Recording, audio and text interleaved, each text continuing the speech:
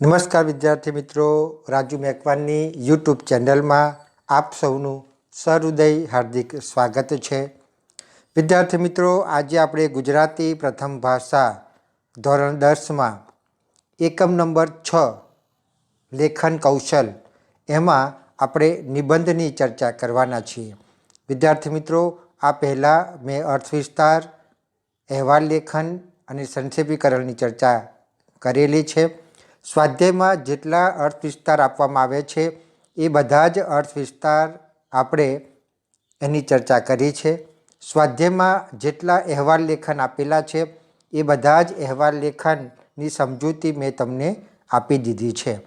હવે આપણે નિબંધની અંદર આવ્યા છે. નિબંધ કેવી રીતે લખી શકાય એની પણ આપણે ચર્ચા કરી અને સ્વાધ્યાયમાં તમને જે નિબંધો આપ્યા છે એની આપણે એક પછી એક ભાગમાં ચર્ચા કરતા જઈએ છીએ.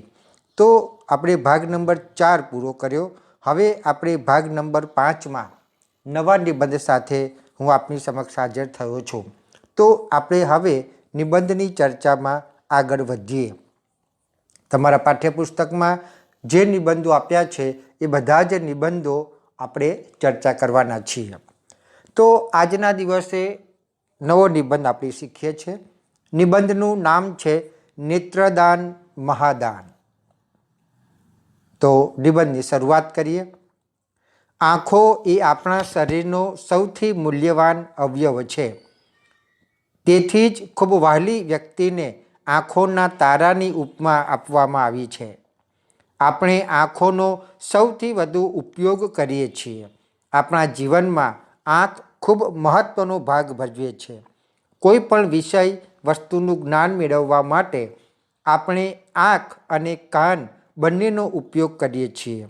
પણ જો આંખ જ ન હોય તો આંખ વગરના જીવનની કલ્પના અશક્ય છે. તેથી નેત્રહીનતાને જીવનનો અભિશાપ માનવામાં આવે છે.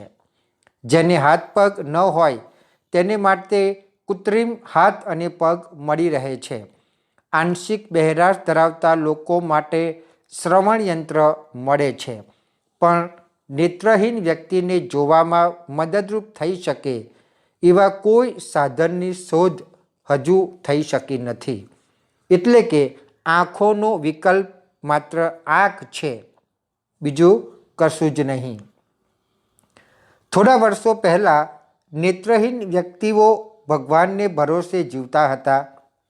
પરિવાર માટે તેઓ બોજારૂપ મનાતા હતા. પણ હવે નેત્રહીનોના પુનર્વાસ માટે ઘણી સંસ્થાઓ કામ કરે છે, જે તેમને ગીત સંગીત હસ્તકલાની તાલીમ આપે છે અને રોજી પણ આપે છે. તથા નેત્રહીન વ્યક્તિ તેની જરૂરિયાત જેટલા પૈસા કમાઈ શકે છે. આમ છતાં તેના જીવનમાં અધૂરપ રહે છે. સૃષ્ટિના સૌંદર્યને આંખથી જોવાનો, જાણવાનો અને માણવાનો અનેરો આનંદ છે. નેત્રહીન વ્યક્તિ આવા આનંદથી વંચિત રહી જાય છે. આથી નેત્રહીન લોકોને દેખતા કરવા માટે આઈ બેંકની સ્થાપના કરવામાં આવી છે. નેત્રદાન કરવા માંગતી કોઈ પણ વ્યક્તિ તેમાં નામ નોંધાવી શકે છે. આઈ બેંકમાં નોંધાયેલા નેત્રદાતાના મૃત્યુ બાદ તેના નેત્રોનું 2 નેત્રહીન વ્યક્તિઓના શરીરમાં પ્રત્યારોપણ કરવામાં આવે છે. એક નેત્રદાતા આવી રીતે 2 નેત્રહીન વ્યક્તિઓને દ્રષ્ટિ આપી શકે છે. રક્તદાન વડે કોઈને જીવન આપી શકાય છે, જ્યારે નેત્રદાન વડે જીવનને માણવા માટે દ્રષ્ટિ આપી શકાય છે. જીવન દરમિયાન રક્તદાન અગત્યનું છે. તે જીવન બાદ નેત્રદાન પણ એટલું જ મહત્ત્વનું છે. આઈ બેંકની પાસે નેત્રહીન વ્યક્તિઓની ખૂબ લાંબી યાદી છે. એક નેત્રદાતાનું મૃત્યુ થાય ત્યારે માત્ર 2 વ્યક્તિઓને દ્રષ્ટિ આપી શકાય છે. બાકીના નેત્રહીન વ્યક્તિઓએ ઇંતજાર કરવો પડે છે.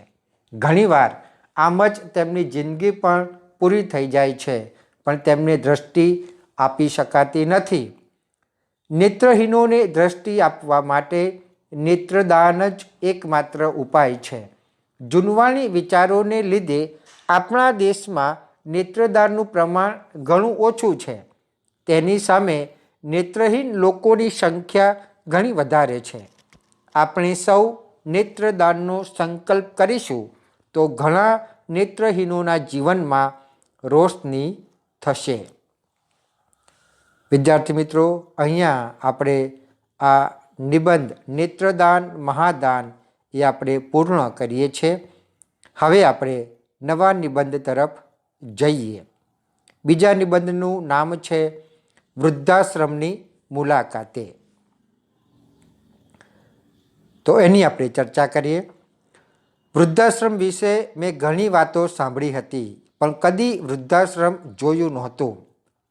મેં વૃદ્ધાશ્રમ વિશે જાણ્યું ત્યારથી મને તેની મુલાકાત લેવાની ઈચ્છા થઈ હતી, કારણ કે મારે વૃદ્ધાશ્રમમાં રહેતા વડીલોના મનની વાત જાણવી હતી. મારા શહેરમાં નિરાત નામે એક વૃદ્ધાશ્રમ છે. અમારા વર્ગ શિક્ષક અમને નિરાતની મુલાકાતે લઈ ગયા હતા. ત્યાં 20 વડીલો રહેતા હતા. નિરાતના મેનેજર શ્રીમતી કુમુદબેન પરીખ દરવાજા પર અમારી રાહ જોઈ રહ્યા હતા. અમે નિરાતમાં પહોંચ્યા કે તરત તે અમને એક હોલમાં લઈ ગયા. એ નિરાતનો પ્રાર્થના ખંડ હતો. રોજ સવારે 7 વાગ્યે વડીલો અહીં ભેગા થઈને પ્રાર્થના કરે છે. અમે પહોંચ્યા ત્યારે 20 વડીલો ત્યાં હાજર હતા. અમે તેમને પગે લાગી તેમના આશીર્વાદ મેળવ્યા. પછી તેમની આસપાસ ગોઠવાઈ ગયા. કુમુદબેને નિરાત અને વડીલોનો અમને પરિચય આપ્યો. તેમણે વડીલોને અમારી મુલાકાતનો હેતુ જણાવ્યો ત્યારે વડીલોની આંખો આંસુથી છલકાઈ ગઈ. અમે વડીલો માટે શાલ લઈ ગયા હતા. અમે શાલ ઓઢાડી વડીલોનું સન્માન કર્યું ત્યારે તેઓ ગડગડા થઈ ગયા. અમે એક વડીલને પગે લાગ્યા અને વડીલોએ માથે મૂકીને અમને આશીર્વાદ આપ્યા. વડીલોની સાથે અમે બધાએ પુષ્કળ વાતો કરી. તેમણે અમારા મમ્મી પપ્પા, ભાઈ બહેન અને ભણતર વિશે પૂછપરછ કરી.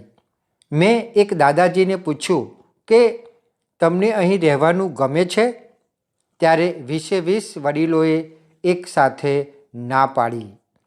વડીલોએ તેમના પરિવારો વિશે ઘણી બધી વાતો કરી. એમાંથી અમને એવું જાણવા મળ્યું કે વડીલો રાજી ખુશીથી નહીં પણ લાચારીને કારણે અહીં રહે છે. જૂની અને નવી પેઢી વચ્ચેના સંઘર્ષને કારણે વડીલોએ વૃદ્ધાશ્રમમાં રહેવું પડે છે. કોઈએ સાચું જ કહ્યું છે, આધુનિક જીવનના 2 અભિશાપ, મા બાપ વિનાનું ઘર અને ઘર વિનાના મા બાપ. પોતાના ઘર અને પરિવારને છોડીને અજાણ્યા લોકો વચ્ચે એકલા રહેવાનું કોને ગમે? પણ ખરેખર જે સગા હોય છે તે વહાલા નથી હોતા અને જે વહાલા હોય છે તે સગા નથી હોતા. આધુનિક વિચારોની આ પણ એક નિપજ છે. તો વિદ્યાર્થી મિત્રો, અહીંયા આપણે વૃદ્ધાશ્રમની મુલાકાતે આ નિબંધની ચર્ચા પૂર્ણ કરી. હવે આપણે આગળ બીજા નિબંધ તરફ જઈએ. વસંત વનમાં અને જન્મા. સરસ મજાનો પ્રકૃતિનો નિબંધ છે. આ ડાળ જાણે કે રસ્તા વસંતના, ફૂલો એ બીજું કંઈ નથી પગલાં વસંતના. ગઝલકાર મનોજ ખંડેરિયાની આ પંક્તિ છે. કુદરતે આપણને ઋતુઓની રમ્ય વિવિધતા બક્ષી છે.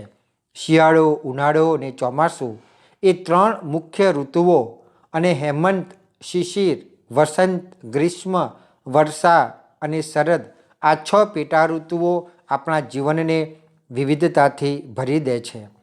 પ્રત્યેક ઋતુને પોતાનું આગવું સૌંદર્ય હોય છે. તેમાં પણ વસંત તો ઋતુરાજ છે. બધી ઋતુઓમાં વસંતનો વૈભવ સૌથી નિરાળો છે. શિશિર ઋતુ પછી વસંત ઋતુનું આગમન થાય છે. વસંત ઋતુની શરૂઆતથી જ ધરતીના અંગે અંગમાં અનેરી સ્ફૂર્તિનો સંચાર થાય છે. પ્રકૃતિને માંડવે વસંતને વધાવવા જાણે વસંત ઉત્સવ જેવું વાતાવરણ જામે છે. વાસંતી વાયરાના સ્પર્શથી વૃક્ષો અને વેલાઓમાં નવું ચેતન રેલાય છે. આમ્રઘટામાં મંજરીઓ મોહરી ઉઠે છે. ખાખરાના વૃક્ષો પર કેસુડાના લાલ ચટક ફૂલો ખીલી ઉઠે છે. કમળના ફૂલોથી સરોવરો શોભી ઉઠે છે. આમ વસંત ઋતુમાં ભાત ભાતના પુષ્પો ખીલે છે. તેમના મનમોહક રંગો અને સુગંધ વસંતના અનુપમ સૌંદર્યમાં ઉમેરો કરે છે. ભમરા પોતાના મધુર ગુંજારવથી અને કોયલ તેના કર્ણપ્રિય ટહુકાથી વાતાવરણને ભરી દે છે. ખરેખર વસંત ઋતુમાં પ્રકૃતિનું કામણગારું યૌવન પૂર્ણપણે ખીલી ઉઠે છે. વસંત ઋતુ માનવ હૃદય પર અનેરું કામણ કરે છે. એની માદક અસરથી માનવ મન આનંદ વિભોર થઈ જાય છે. આ ઋતુમાં માનવી વિવિધ ઉત્સવો ઉજવીને પોતાનો આનંદ વ્યક્ત કરે છે. આપણા દેશમાં આ ઋતુમાં વસંત પંચમી, હોળી અને ધૂળેટીના ઉત્સવો ધામધૂમથી ઉજવાય છે. આ તહેવારોમાં ચોમેર ઉછળતા અબીલ ગુલાલમાં જીવનનો ઉલ્લાસ છલકે છે. ઢોલ, ત્રાંસા અને મૃદંગના તાલ સાથે ગવાતા વસંતના ગીતોની મીઠી ધૂન વાતાવરણને અનોખા આનંદથી ભરી દે છે. વસંતનો માદક વૈભવ કવિઓની કલમ અને ચિત્રકારોની પીછીને સર્જનની અવનવી કેડીઓ તરફ દોરી જાય છે. મનોજ ખંડેરિયાએ વસંતનું આબેહૂબ શબ્દચિત્ર આપ્યું છે. મલ્યા નીલોની પીછી ને રંગો ફૂલોના લઈ, દોરી રહ્યું છે કોણ આ નકશા વસંતના. વસંત ઋતુ સાથે અન્ય કોઈ ઋતુની તુલના થઈ શકે નહીં. શરદનું પોતીકું સૌંદર્ય છે એ ખરું, પરંતુ વસંતના પ્રાકૃતિક વૈભવ આગળ એ શીતળ સૌંદર્ય ફિક્કું લાગે છે. વર્ષા ઋતુના વૈભવ કરતાં પણ વસંતનું ઉન્માદક સૌંદર્ય વધારે આકર્ષક લાગે છે. વસંત ઋતુ સમગ્ર પ્રકૃતિને નવી તાજગી બક્ષે છે. ખરેખર વસંત એ ઋતુરાજ છે. વિદ્યાર્થી મિત્રો, આપણે નવા નિબંધની ચર્ચા કરીએ છીએ. વિજ્ઞાન વરદાન કે શાપરૂપ.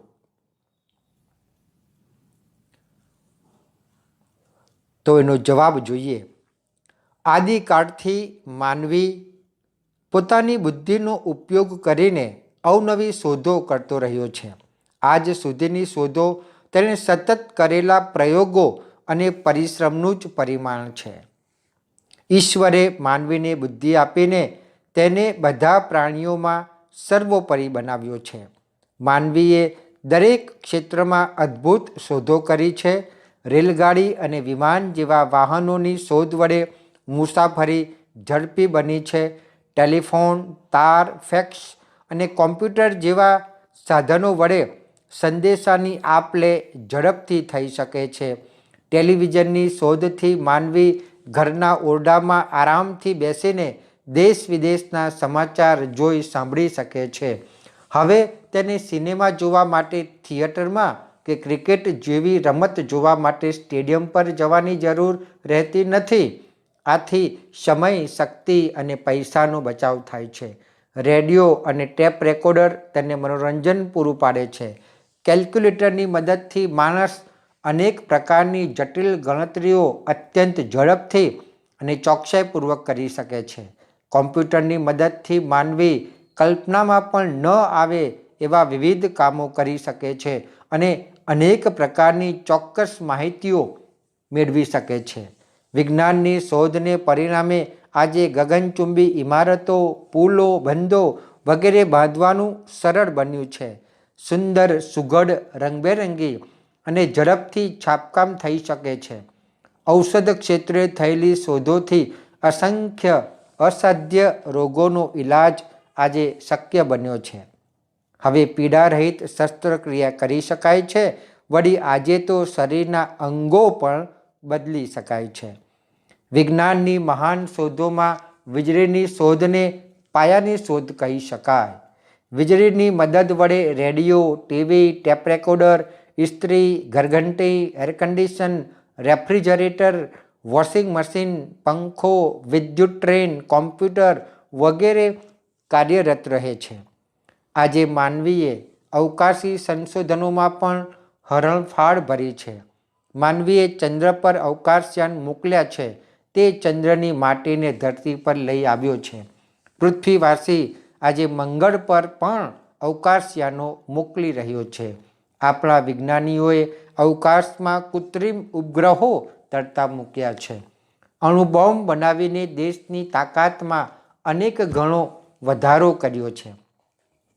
વિજ્ઞાનના અનેક ઉપકારો છતાં એની બીજી બાજુ ઘણી ભયાનક છે. વિજ્ઞાને માનવજાતની સલામતીને જોખમમાં મૂકી દીધી છે.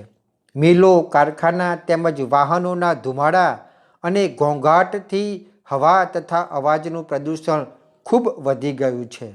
કારખાનાઓ દ્વારા ઠાલવવામાં આવતું કેમિકલ શુદ્ધ પાણીમાં ભળતા પાણીનું પ્રદૂષણ વધ્યું છે. સુખ સગવડના સાધનો વધતા માનવીનો શારીરિક શ્રમ ઘટી ગયો છે. યંત્ર ઉદ્યોગને લીધે આજે ભારત જેવા વિશાળ વસ્તી ધરાવતા પ્રદેશમાં બેકારીનું પ્રમાણ વધ્યું છે. અણુબોમ્બ અને યુદ્ધના આધુનિક શસ્ત્રો બનાવવા પાછળ વિશ્વના દેશો અબજો રૂપિયા ખર્ચે છે. આ નાણાં ગરીબી નાબૂદી કરવા પાછળ વપરાય તો કદાચ દુનિયામાં એક પણ વ્યક્તિ ગરીબ ન રહે. જાપાનના હિરોશીમા અને નાગાસાકી શહેરો પર ઝીકાયેલા અણુબોમ્બથી ઘડીના છઠ્ઠા ભાગમાં 75,000 માણસોએ જાન ગુમાવ્યા હતા. બંને શહેરોમાં માલ મિલકતનું ભારે નુકસાન થયું હતું. માનવ જાતે 2 વિશ્વ યુદ્ધોમાં ભારે તારાજી અને ખુવારી વેઠી છે. આમ વૈજ્ઞાનિક વિકાસના નામે ઇતિહાસના આવા કલંકિત પૃષ્ઠો પણ લખાયા છે. તો વિજ્ઞાનની સર્જક અને સંહારક અસરોમાંથી માનવીએ વિવેકપૂર્વક પસંદગી કરવાની છે. માનવીએ સર્વનાશનો માર્ગ અપનાવવો કે સર્વના કલ્યાણનો માર્ગ અપનાવવો? માણસે યુદ્ધનો માર્ગ સ્વીકારવો છે કે બુદ્ધનો માર્ગ સ્વીકારવો છે? સૌના કલ્યાણમાં આપણું કલ્યાણ સમાયેલું છે. સૌના નાશમાં આપણો પણ નાશ સમાયેલો છે. માનવી વિજ્ઞાનની શોધોનો સમજપૂર્વક ઉપયોગ કરશે તો જ વિજ્ઞાન માનવજાત માટે વરદાનરૂપ બની રહેશે. તો વિદ્યાર્થી મિત્રો, અહીંયા આપણે નિબંધની ચર્ચા પૂર્ણ કરીએ છીએ. વિજ્ઞાન એ વરદાન કે શાપરૂપ. હવે આપણે આગળ નવા નિબંધની ચર્ચા કરીએ, જેનું નામ છે વર્ષા ઋતુ. એનો જવાબ જોઈએ. એક સોહામણી સાંજે મેઘરાજા ગુજરાત પર મન મૂકીને વરસ્યા. એ સાંજે મેઘરાજાએ પ્રજાને પોતાના જળબંબાકાર રૂપનું અનોખું દર્શન કરાવ્યું. સૂરજના આકરા તાપથી ભૂમિ અને ભૂમિવાસીઓ ત્રસ્ત થઈ ગયા હતા. ત્યાં અચાનક આકાશ વાદળોથી ઘનઘોર છવાઈ ગયું. વીજળીના કડાકા અને વાદળોના ગડગડાટ સાથે વરસાદ તૂટી પડ્યો. વરસાદમાં નદી કિનારે ફરવા નીકળેલા કોલેજના વિદ્યાર્થીઓ પર વીજળી જોરથી કડાકા સાથે પડી અને એક વિદ્યાર્થીનું પ્રાણ પંખેરું ઉડી ગયું, બીજાને ઘાયલ કરી દીધા. જોત જોતામાં મેઘરાજાનું એક ચક્રી શાસન શરૂ થયું. નાની મોટી ગાડીઓ પાણીમાં નાવ બનીને તરવા લાગી. મોટા તોતિંગ ઝાડ તૂટ્યા. રસ્તાઓ પર જાણે કાચો પુલ તૈયાર થઈ ગયો.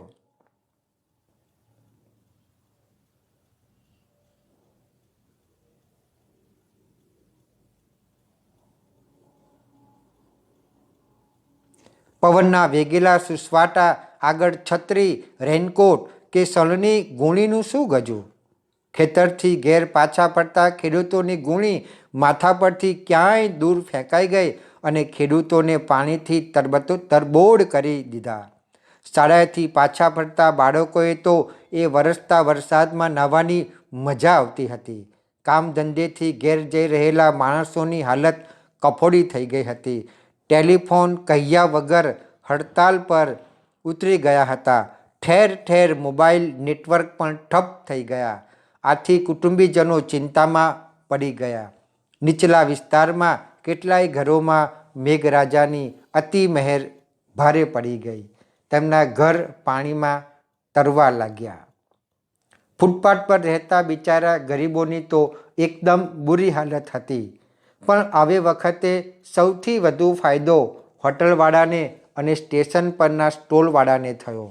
રસ્તા પર અટવાઈ ગયેલાઓએ હોટેલમાં જઈને પેટની ભૂખ સંતોષી તો સ્ટેશન પરના સ્ટોલવાળાને ત્યાં પ્રવાસીઓએ ભીડ જામી. અષાઢી સાંજના ગંબર ગાજે અંબર ગાજે મેઘાડંબર ગાજે. અષાઢી મેઘરાજાનું આવું તોફાની અને ભયાનક રૂપ માનવીને કેવા હેરાન પરેશાન કરી મૂકે છે તે નજરો નજર જોવા મળ્યું. પણ આ જ મેઘરાજા ઝરમર વરસે ત્યારે વાતાવરણ શીતળ થઈ જાય છે. શ્રાવણ મહિનામાં ધીમે ધીમે કુસુમરજ લઈ ડોલતો વાયુ વાયની જેમ મેઘરાજાને ઝરમર વરસતા જોઈને કવિ રાજેન્દ્ર શાહની પંક્તિઓ યાદ આવી જાય છે. આ શ્રાવણ નીતર્યો સરવડે કોઈ ઝીલોજી, પેલા રેલી ચાલ્યા રૂપ કોઈ ઝીલોજી.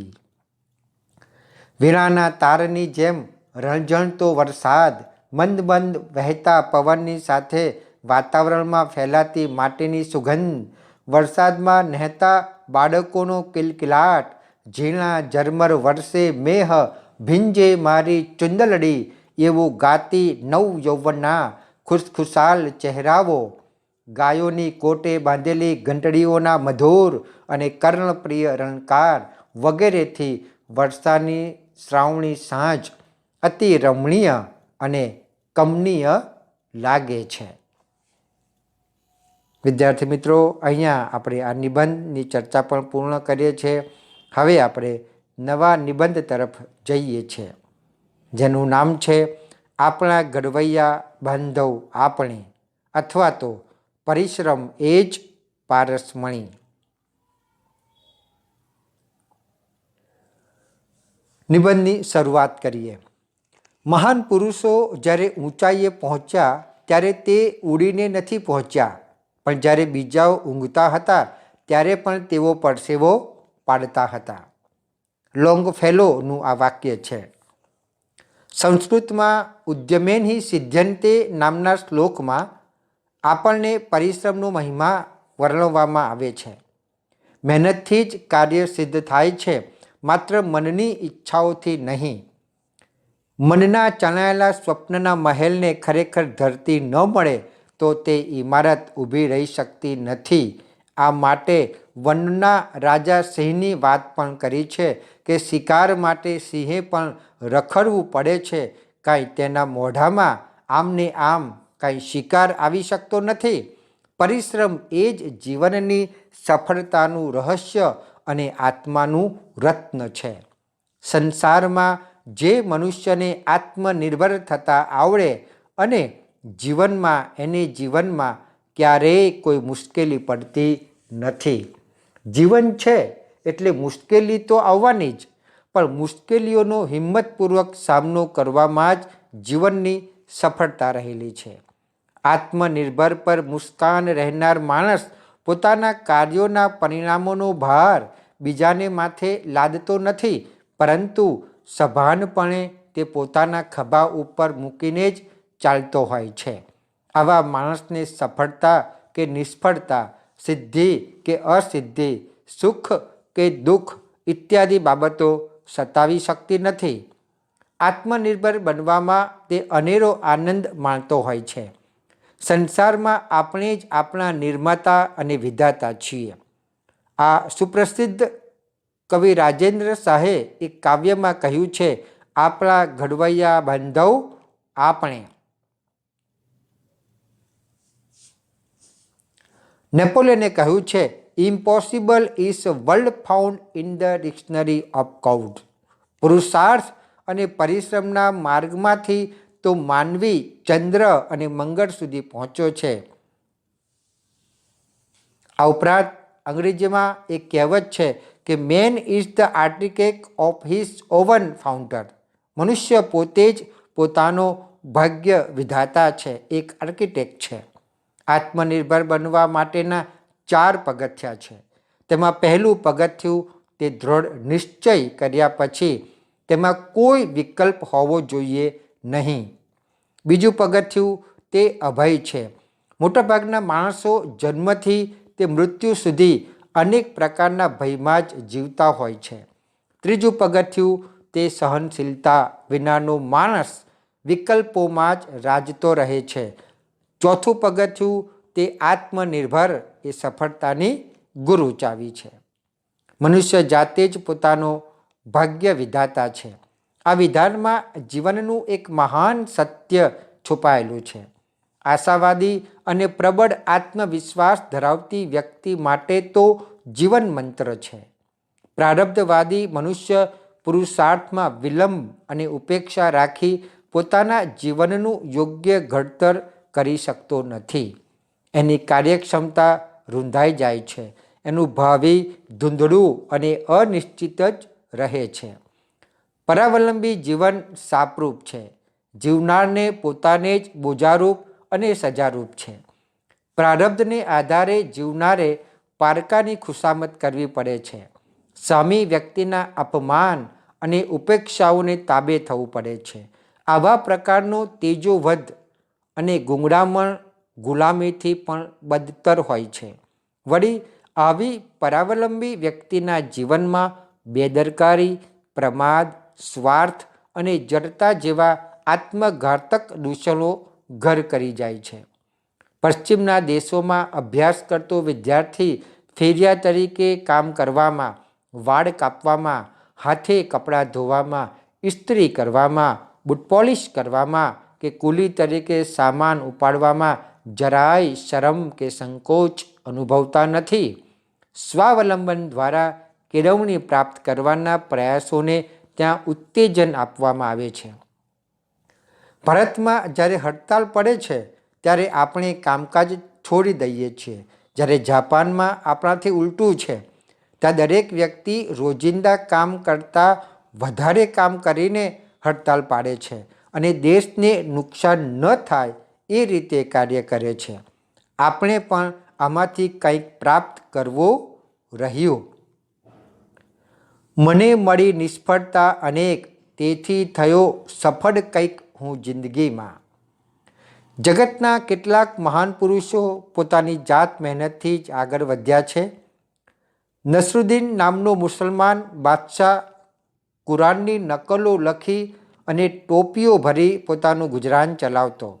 સમ્રાટ અશોક પોતાના કપડાં હાથે ધોઈ લેતો. શિવાજી અને હૈદર અલી સામાન્ય સરદારની સ્થિતિમાંથી ધીમે ધીમે પુરુષાર્થ અને આત્મશ્રદ્ધાના બળે આગળ વધ્યા. પૂજ્ય ગાંધીજી આશ્રમમાં પોતાના પાયખાના પણ જાતે જ સાફ કરતા.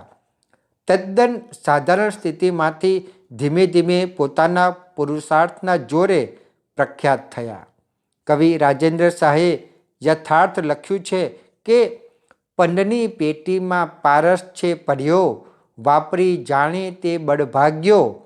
ફૂટેલા ફૂટે કરમજી, આપણા ઘડવૈયા બાંધવ આપણે. પરિશ્રમ કરવામાં જ માનવીની માનવતા છે. તો વિદ્યાર્થી મિત્રો, અહીંયા આપણે આ નિબંધ પણ પૂર્ણ કરીએ છીએ. હવે આપણે બીજો એક નિબંધની ચર્ચા કરી લઈએ. પ્રકૃતિનું રક્ષણ એ જ જીવનનું રક્ષણ.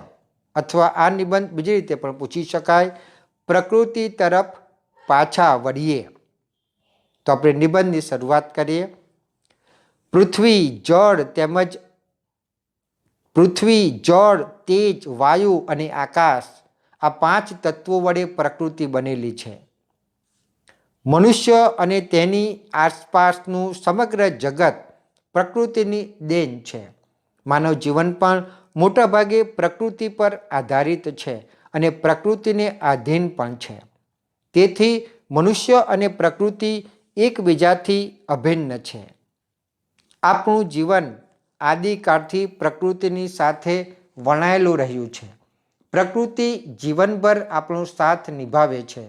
આપણું જીવન સંપૂર્ણપણે પ્રકૃતિ પર નિર્ભર હોવા છતાં આપણે તેની સંભાળ રાખતા નથી. આપણી બેદરકારીને લીધે હવા, પાણી અને અવાજનું પ્રદૂષણ વધી ગયું છે. તેથી પ્રકૃતિનું સંતુલન ખોરવાઈ ગયું છે. આથી ગ્લોબલ વોર્મિંગનું પ્રમાણ સતત વધી રહ્યું છે. ગ્લોબલ વોર્મિંગના કારણે ધ્રુવ પ્રદેશો પરનો બરફ ઝડપથી ઓગળી રહ્યો છે અને સમુદ્રની સપાટીમાં ભયજનક હદે વધારો થઈ રહ્યો છે. સમુદ્રના કિનારા પર વસેલા તમામ મોટા નગરો એક દિવસ સમુદ્રમાં સમાઈ જશે એવો ભય ઊભો થયો છે.